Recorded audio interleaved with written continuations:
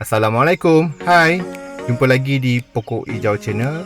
Met Malaysia menjangkakan monsun barat daya dari bulan Mei hingga September melanda Malaysia. Monsun barat daya ni musim panas lah. Dan monsun ni berasal dari perkataan Arab sebenarnya, iaitu muasim, membawa maksud musim. Jadi musim barat daya. Musim barat daya ni adalah musim panas. Dan kalau musim panas, kita tengok halaman begini, ada satu ancaman yang kita perlu hati-hati, iaitu ular. Jadi teruskan dengan Pokok Hijau Channel. Saya akan tunjukkan jenis-jenis ular supaya kita dapat alert dan kita dapat berhati-hati selepas ini.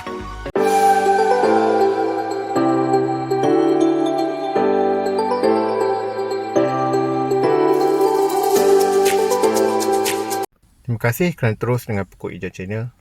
Kita kena tahu dan kena kenal ular-ular yang venomous, yang berbisa. Kerana apa kita perlu tahu?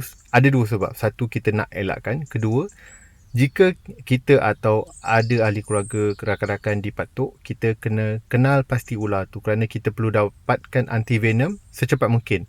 Antivenom untuk dipakai, kita perlu tahu ular apa yang patuk supaya kita dapat antivenom yang tepat dan rawatan boleh dibuat dengan segera. Baik, untuk hari ini saya pakai buku Mak Oshi. Tak banyak jenis ular yang dalam ni untuk spesies yang ada di Malaysia, di Asia, tetapi sedikit sebanyak dapat membantulah, kerana saya tahu ramai kita tak tahu dan masih tak kenal sebenarnya ular-ular ni bahaya atau tidak. Buku ni ada banyak jenis ular, cuma saya akan fokus kepada jenis yang ada di Asia. Ini adalah Asian Cobras. Cobra ni ada banyak lah.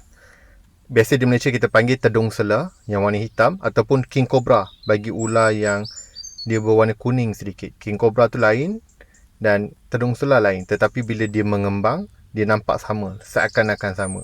Okey, ini King Cobra. Warnanya, badannya biasanya kuning kuning macam oren-oren, macam gold sedikit. Ini adalah ular yang kita panggil King Cobra. Dan kalau warna hitam tu kita panggil tedung sela. Dan kedua-duanya adalah ular spesies yang berbisa dan kena dielakkan. Kita boleh tengok lah, dia ada banyak jenis, dan ini adalah King Cobra dan bawah spesies Cobra lah, King Cobra dan tedung sela. Dan ular yang berbisa sebenarnya bukan setakat ini sajalah. Kalau kita tengok sini ada Ascent Elapids. Ini ular kraits. Ular kraits ni pun ular yang berbahaya dan perlu dielakkan. Kalau tuan-tuan dan perempuan tengok, biasanya ular berbisa ni dia ada similarities, dia punya muncung macam tajam sedikit, berbanding muncung bulat. Ular sawa dan sebagainya, dia tak berbisa, tetapi dia jenis berbahaya dari sudut lain pula lah. Cuma dalam buku ni kita fokus kepada ular venomous, ular yang berbisa. Seterusnya, ni adalah keluarga vipers, keluarga kapak.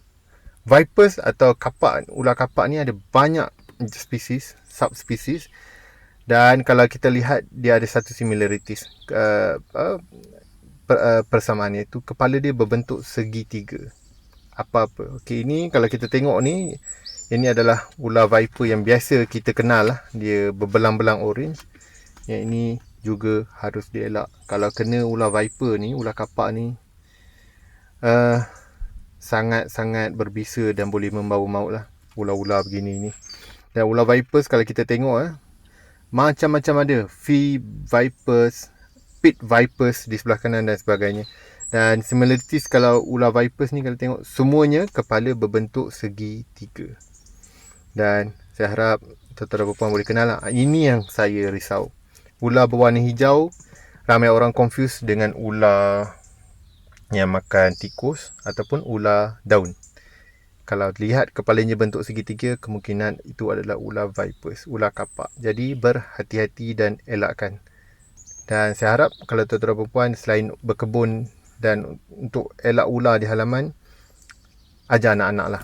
Ini pun penting. Okay, kalau tengok macam ular daun. Kalau kita tengok ni ular vipers, tapi kepalanya bentuk segitiga. Dan ia sangat-sangat berbahaya. Dan dia terlalu banyak spesies. Cuma kita boleh kenal pasti. Saya pun, kalau kita jumpa, kita kadang-kadang kita tengah terkejut, kita tak akan terfikir. Tapi kalau nampak kepalanya begitu, bentuk segitiga, itu adalah vipers, ular kapak. Dan elakkan. Setakat ini aja dalam buku ni, tak banyak. Dia ada ular cobras dan vipers, yang ular-ular berbahaya di Asia dan juga ada di Malaysia. Dan saya harap perkongsian saya ini bermanfaat, dapat membantu kita kenal pasti ular yang bahaya. Dan jika berlaku insiden takdir gini, tuan-tuan dan puan kenal ular tu, boleh tunjuk kepada petugas kesihatan untuk antivenom dibekalkan dan diberikan dengan segera. Kerana antivenom ni penting, tepat dan perlu diberi dengan cepat. Mungkin ada bertanya kenapa Pokok Hijau Channel yang fokus kepada kebun dan halaman tunjuk berkenaan ular. Sebenarnya kita kena tahu binatang-binatang bahaya yang mungkin kita akan jumpa di halaman dan juga kebun untuk keselamatan kita. Sekian, terima kasih. Itu saja yang saya nak kongsikan. Dan bagi tuan-tuan dan puan yang belum subscribe, saya harap klik butang subscribe, follow dan komen YouTube channel ini, dan jumpa lagi pada masa akan datang. Terima kasih.